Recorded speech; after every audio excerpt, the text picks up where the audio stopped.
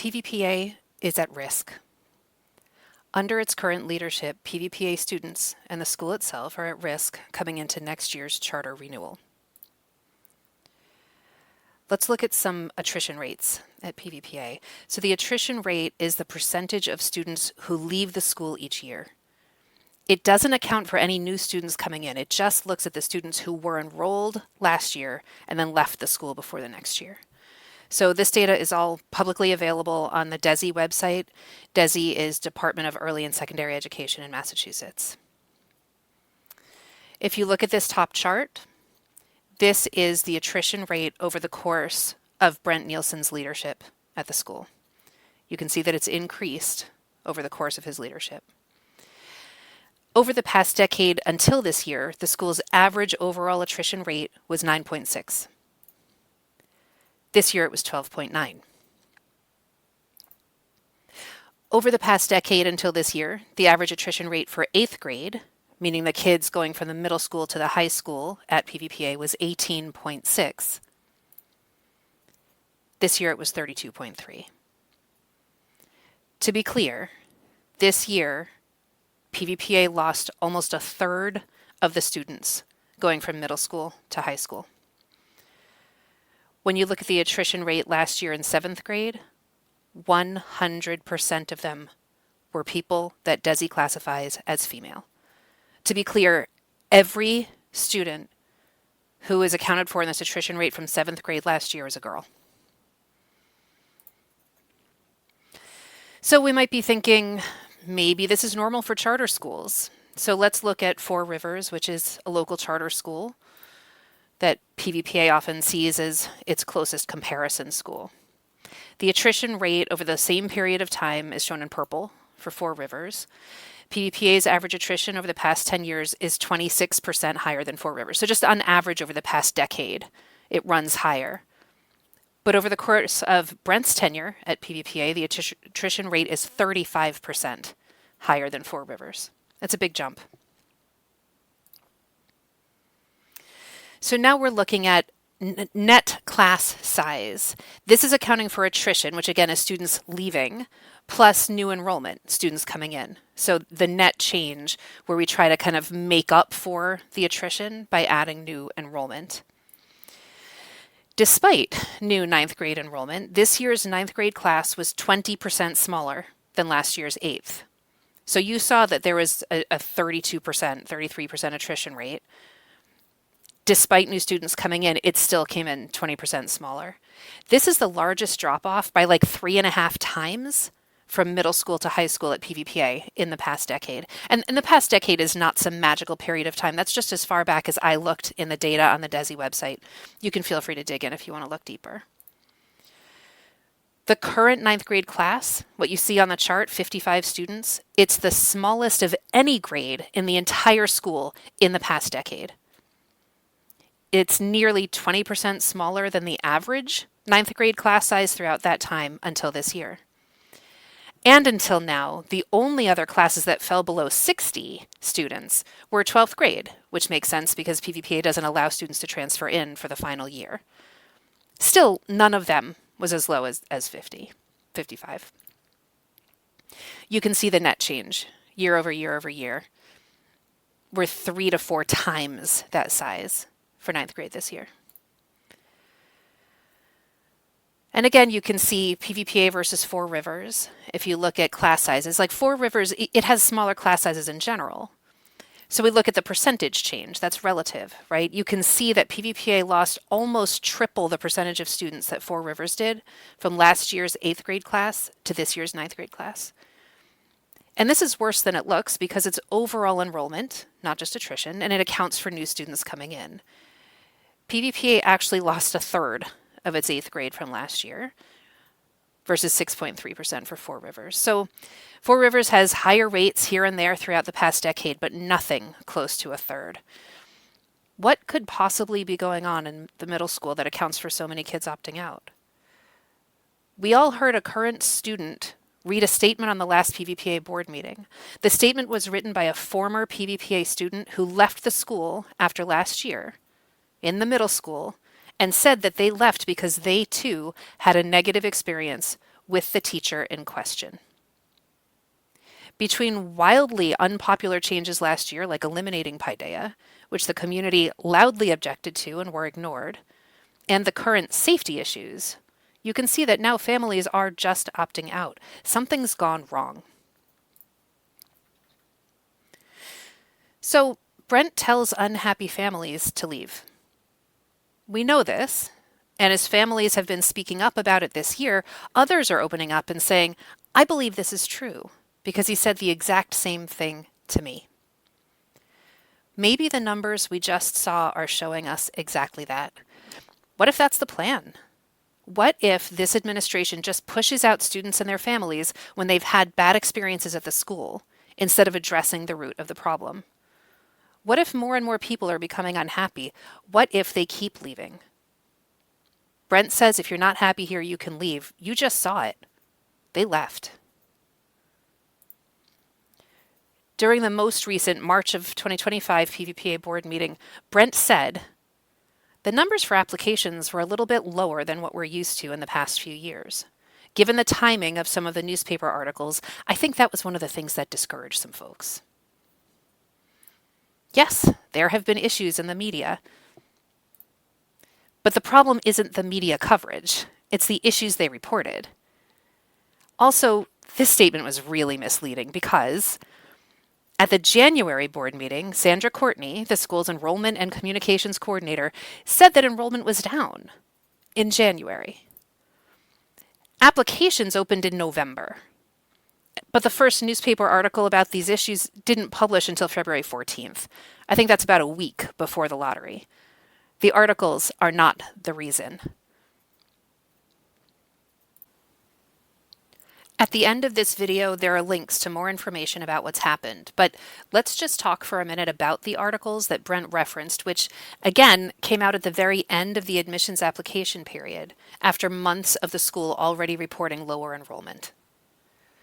Students have reported that they've been the victims of sexual misconduct at the hands of a PVPA middle school teacher.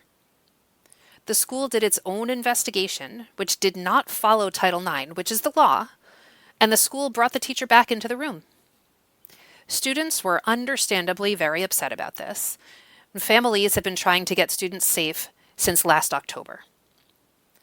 The school, under Brent's leadership, and now the PVPA board, all insist that everything these girls say happened to them simply isn't true. Failing to get any support from Brent, and then the same from the board, families turned to the media. Here's one of the articles published in February. PVPA parents call foul on teacher reinstated after allegations of sexual harassment. So parents have really been trying, but I have to say, the kids have been more successful in getting the community to listen than the parents were. Students staged a walkout, and lots of middle school kids spoke about their personal experiences. The media showed up at that walkout, and PVPA blocked them. They literally had administrators in day-glow vests out on the road preventing the media from entering. Kids got to them anyway. Here are some of those headlines. PVPA students walk out, call for teachers firing amid sexual misconduct allegations. PVPA students protest unheard concerns over handling of teacher sexual harassment claims. Again, unheard. The kids are saying, you're not listening to us. PVPA students walk out to demand school fire teacher over sexual misconduct allegations. During that walkout, as students spoke, lots of students reported seeing Brent laughing while watching students speak about the horrific things that happened to them in his school. And the day after the walkout, 80 people showed up at the PVPA board meeting, and students spoke up again. The board gave them 1 minute each and cut them off while they were speaking, but they were so brave, and they talked about their firsthand experiences. You'll hear from some of them at the end of this video. Still, the school and the board insist they're lying. As the students themselves have said, why would they lie about this? Brent wants to say that we have it in for him, that we're after his job. All anyone was after was keeping kids safe. No one who's unable or unwilling to do that should be running a school. So now, after all this, yeah, it definitely is about Brent. And now you understand that Brent brought the teacher back after doing his own non-Title IX compliant investigation. And while the teacher was gone, students and families have said they thought he was gone for good because of the allegations. So when he came back, there was an outcry, as you've seen in these articles. There's been a lot of messaging from the school and the board that's misleading.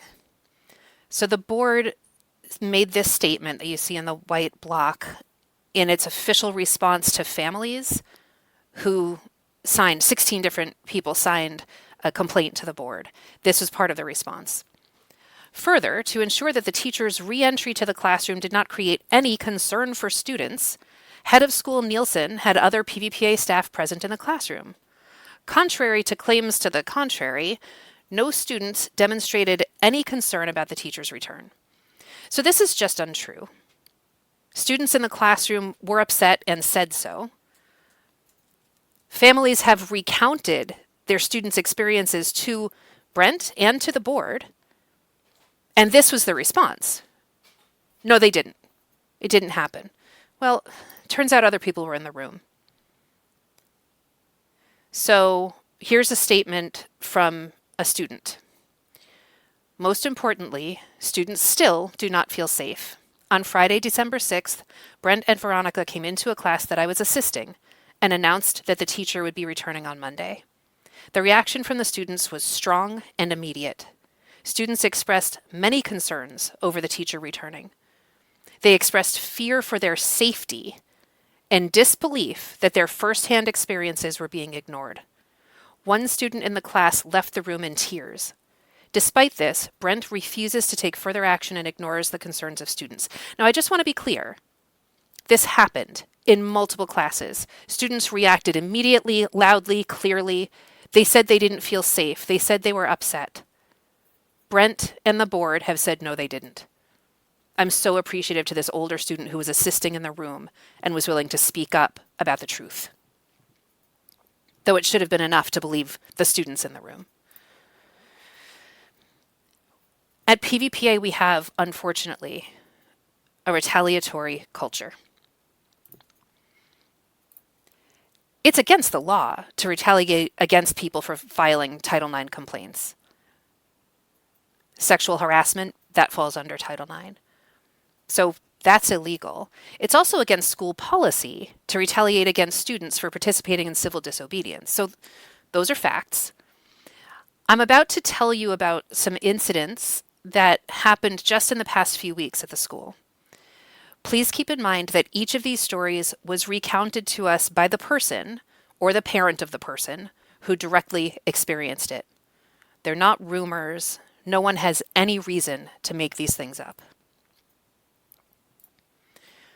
A student said that Brent tried to intimidate them, asking if they were planning to participate in the upcoming walkout.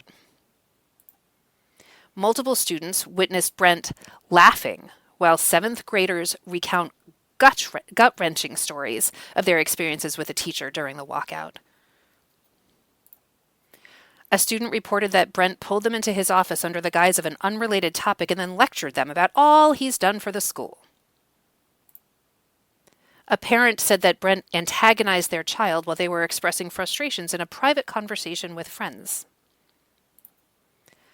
A parent said their child witnessed Brent telling an injured student that they couldn't use the elevator because they'd participated in a walkout, quote, to get me fired. To be clear, that was not the purpose of the walkout. The student said that wasn't the purpose of the walkout. And according to the students who witnessed this, Brent said, yes, it was. And now you want a favor from me. An injured student needed to use the elevator. A student heard from multiple middle school students that Brent told them that the claims in the news were untrue. Some of those students were directly impacted and had spoken out about it. So to be clear, Brent walked into a middle school classroom, according to these students, and the students said, protect PVPA students, protect PVPA students. That was their request at the walkout. Brent's response to that was to tell this group of middle school students that the things reported in the news didn't happen. It didn't happen. It's all untrue. He said that to a group of students, some of whom were directly impacted, some of whom had spoken about it. They were left stunned and in tears. They were so upset that another administrator had to offer their office so they had a quiet place to recover. So put aside the legalities. What messages do these behaviors send to our students? How can we possibly begin to reverse the damage done to these kids, especially the directly impacted ones, who now have been told by Brent 2 separate times, in front of their classmates, that the things they've bravely reported happened to them never happened? During the March PVPA board meeting, Brent said, PVPA's charter is up for renewal next year. They look at stability in terms of leadership. We need to make sure my team assembles the information for the application. Does the school feel stable right now while students feel unsafe? Does it feel stable with the current attrition rates? Here's the thing, Brent has literally opted out of his own responsibilities in his role. What you see on the screen is a screenshot from an open meeting that happened in February of 2025. February of 2025, okay?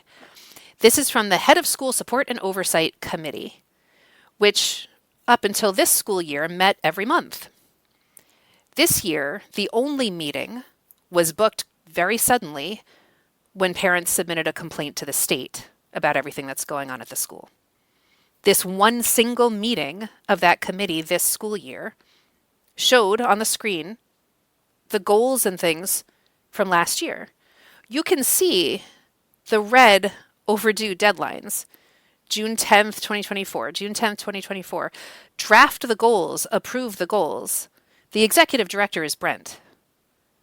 So he didn't do his job last year. His goals haven't been drafted. They haven't been set up. They haven't been approved in the system.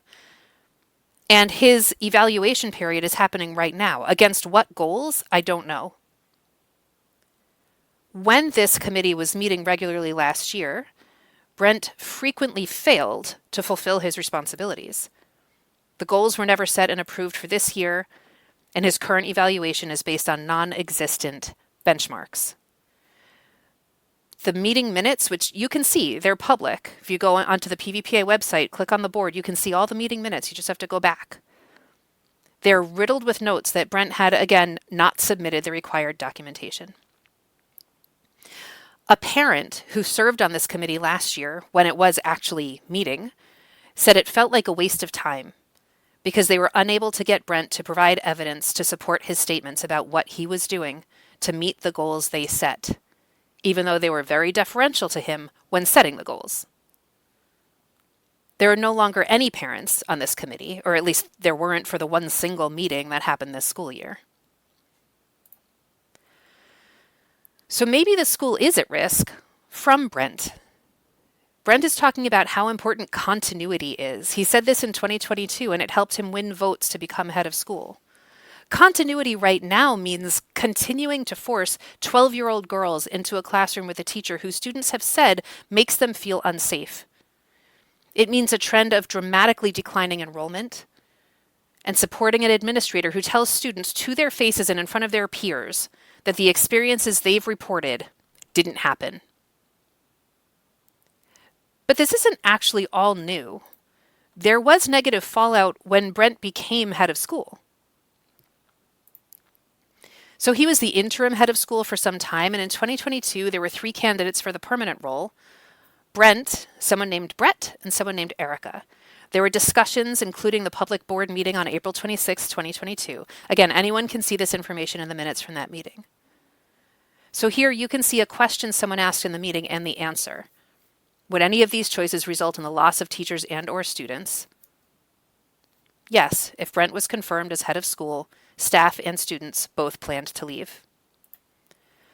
Then you can hear different stakeholders in the conversation representing that Brent is not the top choice among middle school staff, saying that even at that time, they knew they had an attrition problem and seemed to imply a change in leadership at the school might help address that problem. Here's another comment saying that the students preferred Brett, and look at this commentary as a point of comparison. He's someone in whom the students recognized humility, and that was something important to them. But as far as we know, the board did vote to confirm Brent as head of school, and you've already seen some of that fallout, just as these people predicted. We're aware of a group of teachers who left over this decision, and teachers are speaking up now with concerns. So let's look at some of the things that are being said, these scare tactics that the school is tossing around. At the end of the walkout that students created to help their peers get heard, some students were still outside and they were approached by a member of the administration who asked, "What will it take to get you back in the school?" The students said, "Get rid of the teacher." The administrator said to students, "We can't get rid of the teacher. He's too hard to replace." Students who feel unsafe because of a teacher don't need this guilt trip. Everyone is replaceable. And other teachers in the school now seem to fear deeply for their job security. It can't be both. Another administrator met with members of the student council on the day of the walkout and told them it was impossible, or the day before the walkout, told them it was impossible to remove the teacher. The administrator threatened them with the school shutting down, saying if we fired the teacher, we'd have to shut down the school because we'd be sued for wrongful termination. Teachers can be fired for cause. That's not wrongful termination. But also, these are just scare tactics. How inappropriate to lay this on students. It's also well within the school's power to place a teacher on leave while investigating allegations, and the school has done that before. In the official response from the board to the complaint letter signed by 16 parents, they said, "The school investigated and found there was no wrongdoing." Brent did his own investigation, which did not follow the requirements of the Title IX law. The state is now investigating that. It's really important to understand this. Brent took it upon himself to do an investigation that included interviewing 7th grade girls without their parents' knowledge or consent.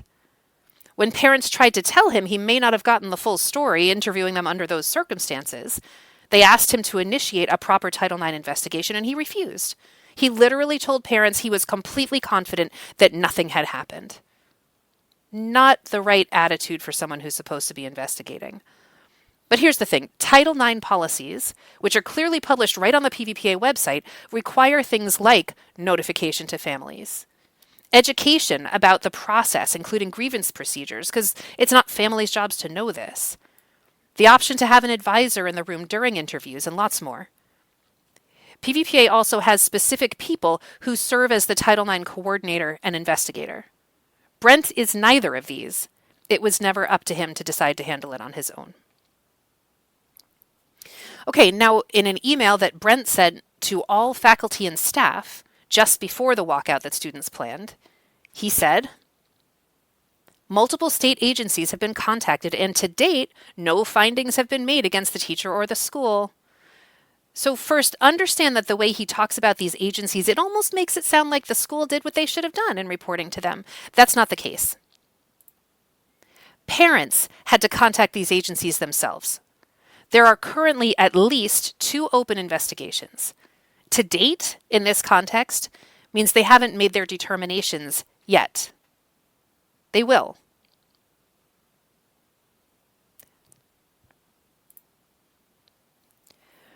Brent has found multiple ways to suggest that these issues aren't real by attributing blame to just one parent or a group of parents with an agenda or a specific parent and their child.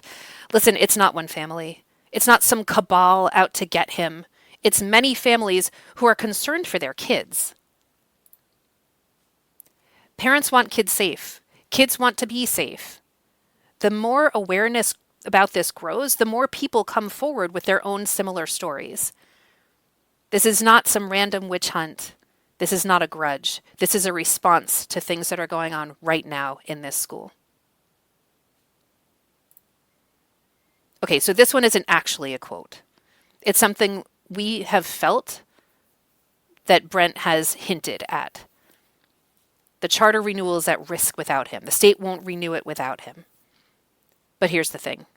Brent is not the school. Under him, the school's charter renewal may be at greater risk. PVPA was here for 17 years before Brent ever got involved with it, and it can survive him.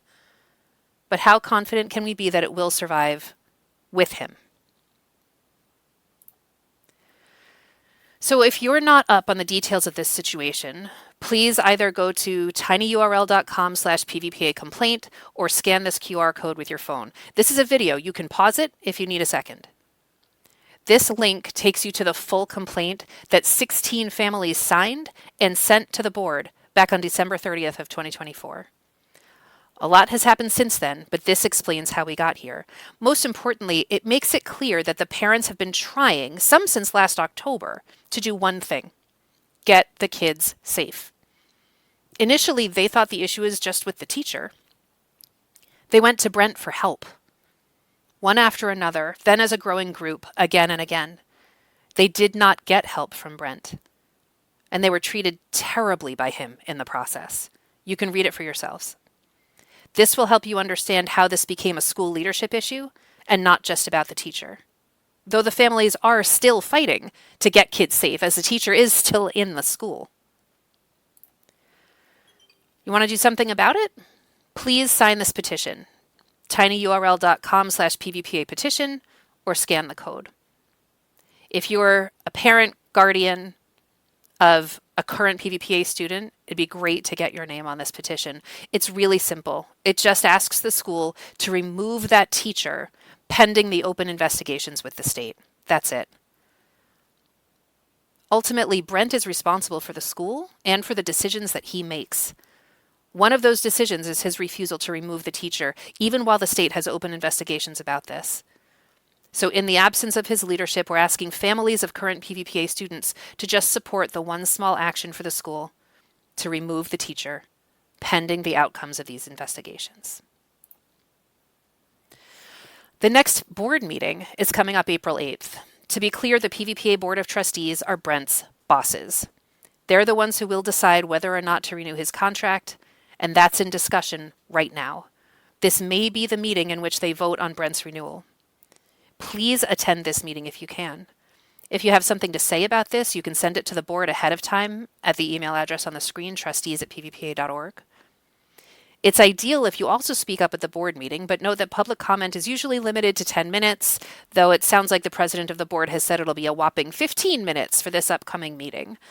We're often allocated just 1 minute each to speak, so be prepared with something quick and punchy, but you can send a longer letter ahead, and you can ask that they include your letter with the minutes. That's a great idea if you want to be on record with more that you could say during public comment. If you want to find any of the information about upcoming meetings, there's a little screenshot of the website. If you go to pvpa.org, up on the right-hand side, there's a Board of Trustees button, and you can get to all the meetings from there. The specific meeting information is usually only posted a couple of days before the meeting. The requirement is 48 hours out, and they usually cut it pretty close. Most of these meetings start at 6 p.m., but please keep an eye on the website in case that changes. So parents have been blocked from the official PVPA Facebook group and from the group for current families, blocked without warning. This is a new Facebook group for current families created and run by parents. You can join the group, find your community, feel free to post about what's on your mind, anything PVPA related. If you just go to Facebook and look for PVPA Families Connect, this should come up for you. You can recognize it by this header. And finally, if you have a story to tell, if there's more you want to say, if your kids unfortunately have had any of these experiences, if you've had experiences with Brent that you want to talk about, you can send it to the trustees. But DESE, again, the state Department of Early and Secondary Ed, this is the charter office. These are the folks who are investigating. They have asked us if we have anything to say about what's going on to please copy them on our emails to the board or send directly to them if we don't want to talk to the board about it. Please send your notes to DESE. Let them hear what's going on directly from the families. And most of all, thank you so much for helping to ensure that there are no more stories like these. Okay, I'm reading this statement from my friend who's in 7th grade, and I'd just like to say that I completely stand with her and I'm frustrated at the current administration for not believing my friends and their experience. Here's her statement. Hi, I'm here today to talk about my experience with an unsafe teacher. When I first joined this school, many teachers said that this was a safe space where students should feel comfortable, but so far that isn't the case. Throughout the school year, many students, including me, have been reporting inappropriate behavior from a teacher, and administration has been actively ignoring and denying the problem. I've witnessed a few occasions where he would purposely sit very close to students while helping them finish missing assignments or work that was overdue. My friend told me he would run his hands up her thighs while working with her. He also repeatedly would stare at my chest and would ask me to take off my jacket, saying he wanted to see the design on my shirt as an obvious excuse. The red on my shirt and the pants is where this man has touched me. He's touched me multiple times, more than what you see on this shirt, probably because we couldn't fit it all. I do not feel safe in this school anymore, and I do not like it that Brent has called my words false and not true. I would please like this man and Brent removed from the school so I can stay here and be happy until I'm in 12th grade and graduate. I would like to be in the school and be safe and feel happy. A former student at PVPA is asking me to share their story anonymously. I got their explicit consent to share the details of their story. This person has told me that when they were a student at this school, the specific teacher touched their thigh while helping them on schoolwork. The teacher allegedly said, "You are my favorite student," and stared at them during class time. They also mentioned that the teacher was too friendly with them. Another thing they claimed was that the head of the school would take this teacher's side and not believe anybody else but him. They even claimed that the reason they left was because this teacher was being inappropriate with them, and also because the head of school wouldn't believe them.